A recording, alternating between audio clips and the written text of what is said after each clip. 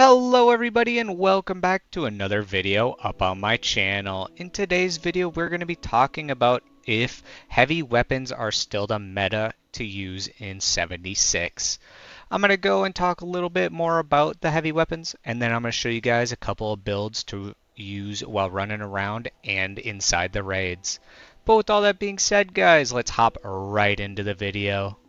So first things first, guys, let's talk about if heavy weapons are viable inside the game, or if you should be maybe focusing on different weapons like the Elder's Mark, or maybe even the bow.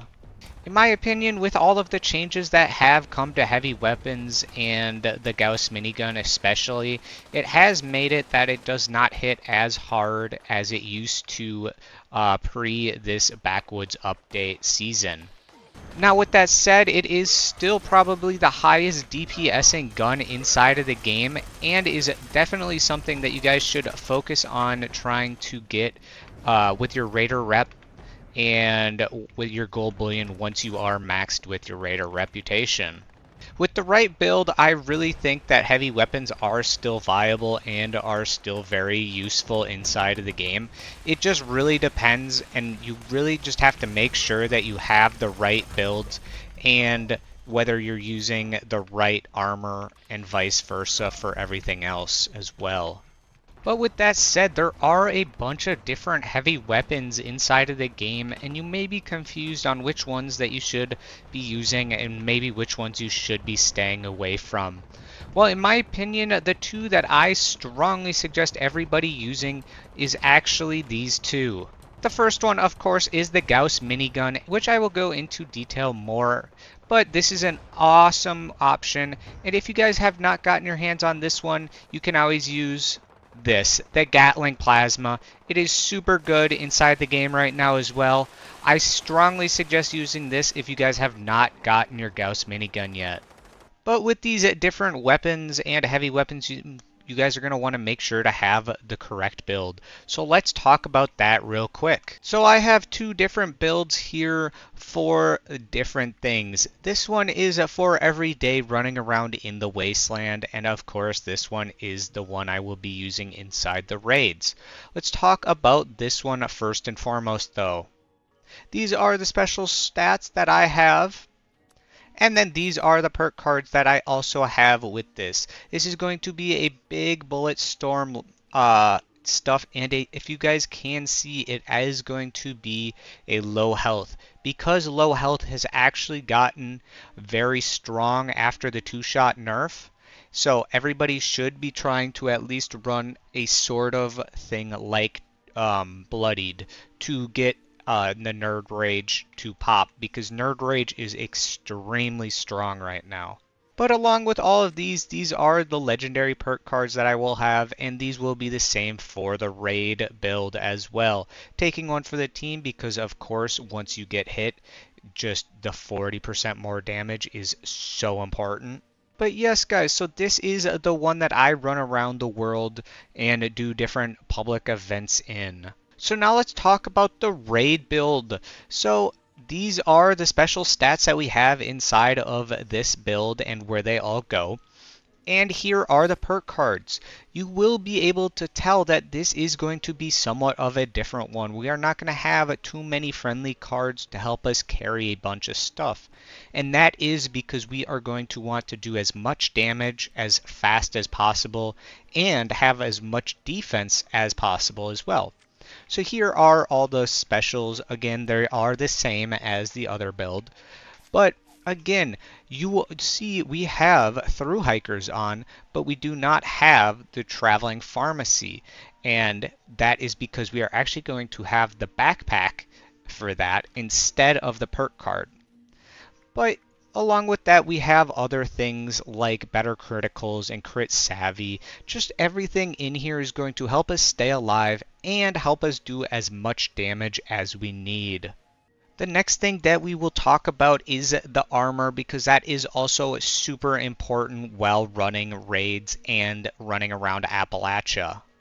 So first off, this is the armor that I will be using for the bloodied one, just running around Appalachia.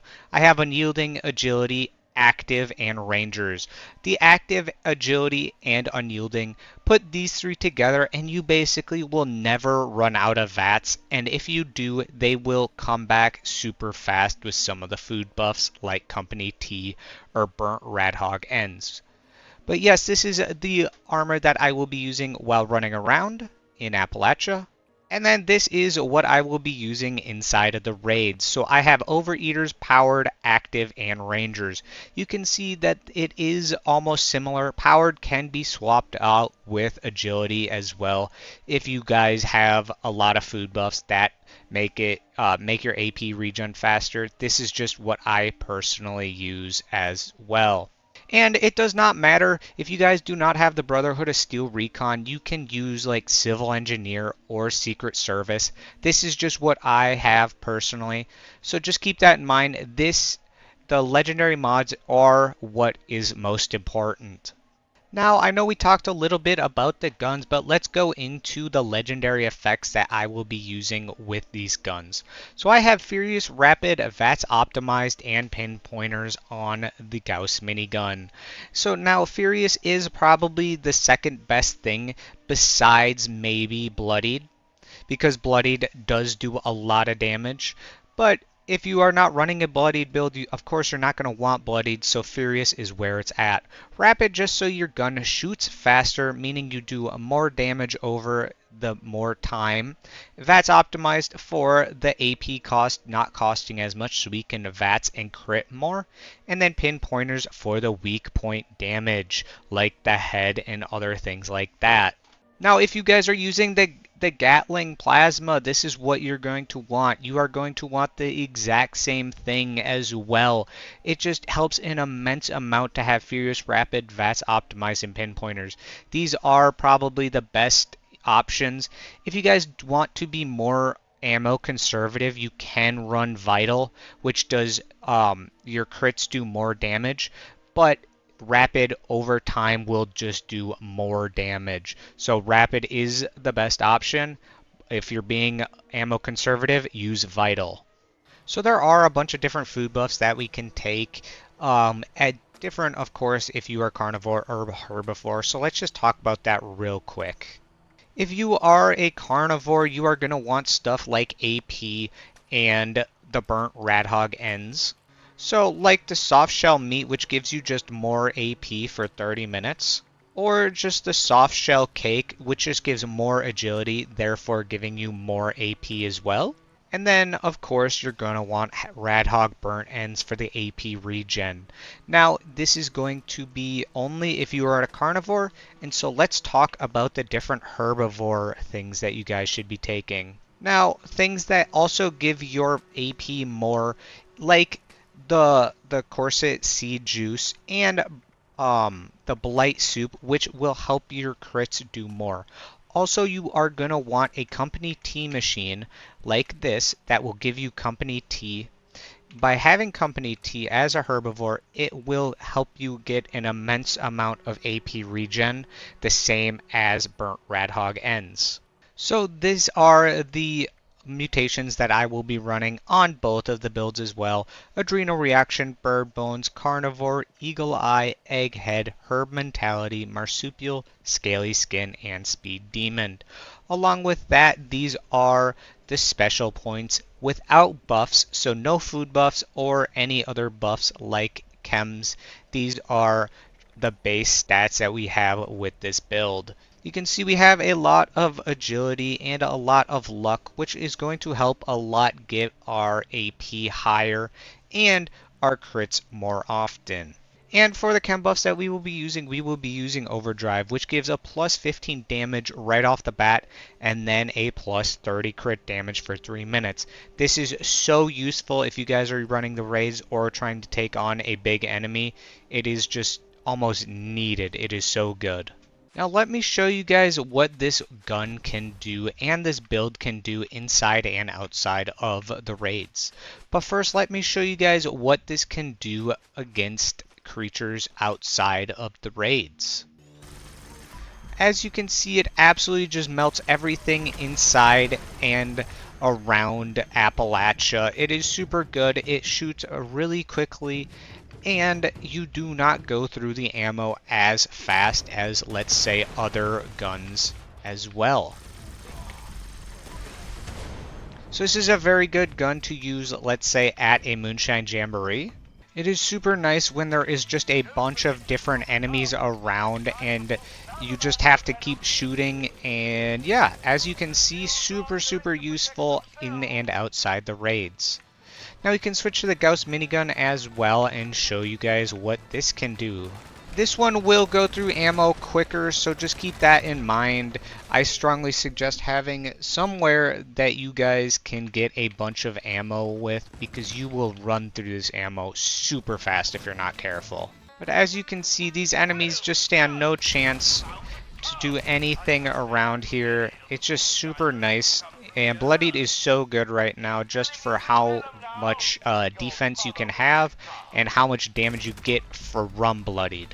Now let me show you guys what this build can exactly do on the inside the raids. So obviously you can solo the Guardian. It is just very dependent on your build, and it is a lot easier to have a friend just target or for the Guardian to target. But as you can see, we have a decent amount of damage going on, and we are not taking any damage in return from the Guardian.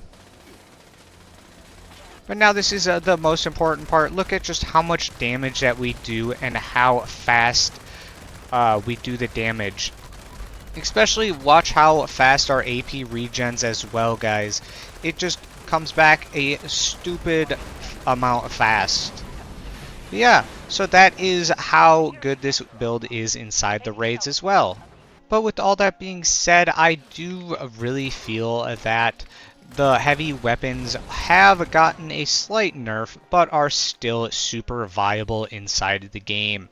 And you guys should definitely try these builds out for yourself, because they are super fun, and it is always nice to just try different builds to keep the game interesting. I always suggest to people to try different builds and not just always stick to one, because that is how fast people will lose interest in playing the game as well. But with all that being said, guys, I think that is where I'm going to end it on today's video. I do appreciate you guys making it this far in the video. If you think I may have missed anything, please let me know down in the comments. It does help and a lot in case I do miss something. But I appreciate all the support on every single video. It does mean a lot to me for how much you guys have supported me and all of that. Again, if you guys want to check out the Discord for other things, if you guys want people to play with, or if you need help with anything in specific, you can always ask in there. That will be linked in the description. But until then, until the next video, guys, I will catch you later. Everybody have a great rest of your day. Peace out!